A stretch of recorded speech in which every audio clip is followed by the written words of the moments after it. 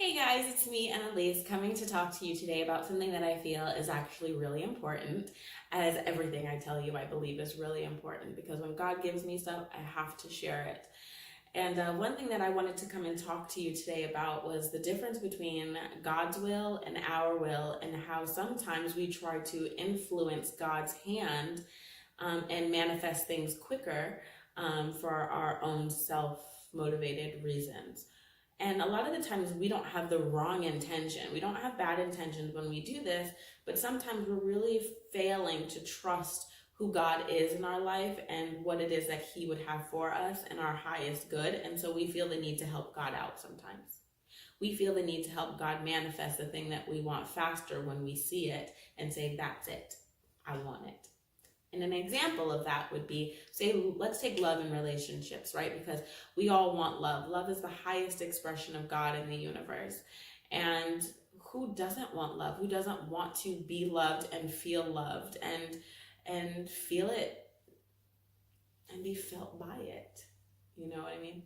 So the example of that would be when we are praying to God, right? Because we have been alone for too long, right? And now we're ready for a relationship. And we have learned about the law of attraction, and we are manifesting our woman or our man. So we write down all the things that we believe that we need and that we want and that we desire.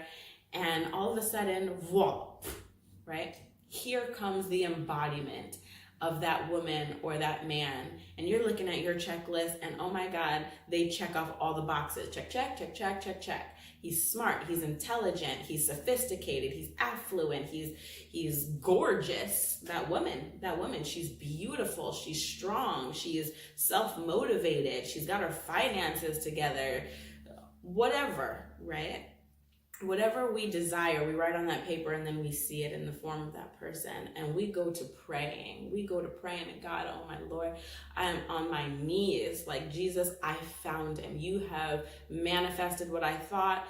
I want you to bring him to me now. I want you to bring her to me now. And sometimes some of us will even hear God say, that is the one for you. And we'll get to that in a second. But right now we're talking about the one that you see that fulfills all the check marks that you have on your paper, right? So then we go to praying, and God and the universe, they're conspiring, and they are bringing that thing to you, and you are like thrilled because the law of attraction is truly working. So you are in this relationship with this man or this woman, and it is great, and it's going well, and you're finding like, oh my God, thank you. But what happens next? What happens when that woman starts having a bitter tongue? What about when she starts calling you outside of your name, making you feel every other way other than kingly?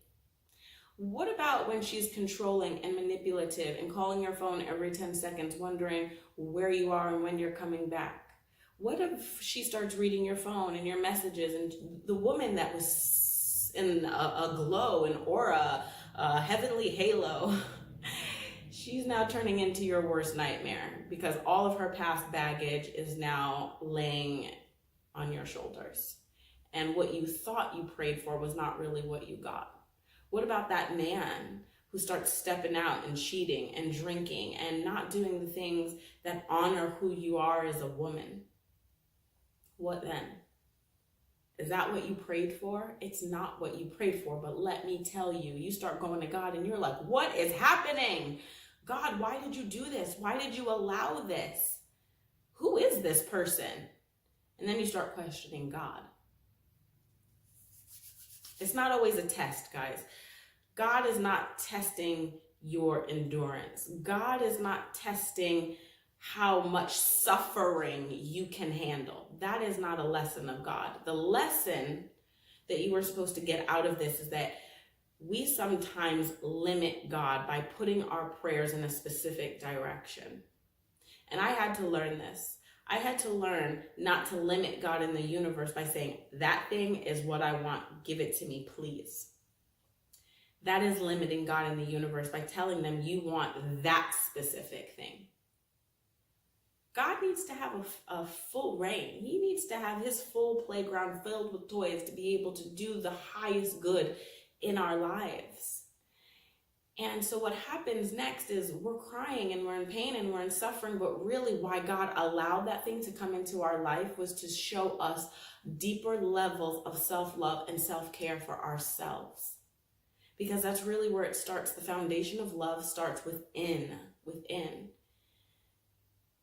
And so it wasn't meant to hurt or harm you, but what it was meant to do was to teach you that what God has for you is deeper than what you can see on the surface.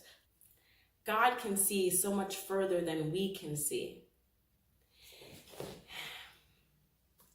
So it's not meant to hurt you, but what it is meant to show you is that we want God's best.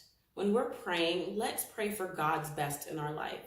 Let's take the time to really get to know and get to see, and not pray for that specific man, that specific woman, that specific career opportunity. Because even in career, sometimes we'll say an opportunity came to us, I took it, and then it was like the opportunity from hell. But you prayed about it, so you thought God manifested it. Well, what he's manifesting is truly more opportunities for you to know what you deserve more and more and more. And one day you will learn to just say, God, have your way. And also what I said about that is we also have to trust the timing of God, because sometimes God will say something is for us. And this is something that I'm currently learning right now, is that God will say, I have this for you.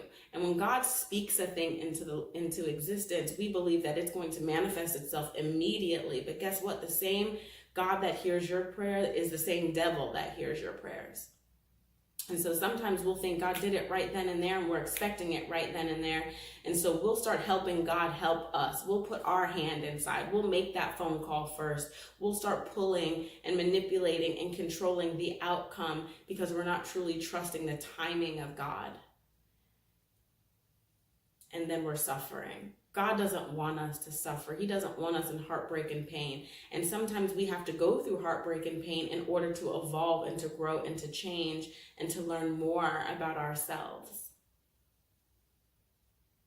That is what God is coming to teach us, but not that we're supposed to suffer. Suffer is the catalyst for change, because let's face it, none of us are learning when everything is great and peachy keen. There's no reason to move from anything that is making us feel good.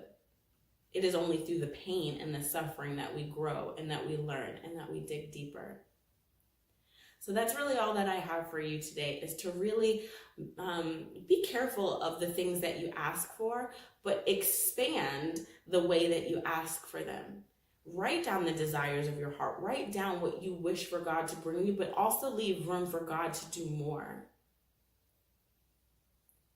Be loved, be beautiful, and have an excellent day.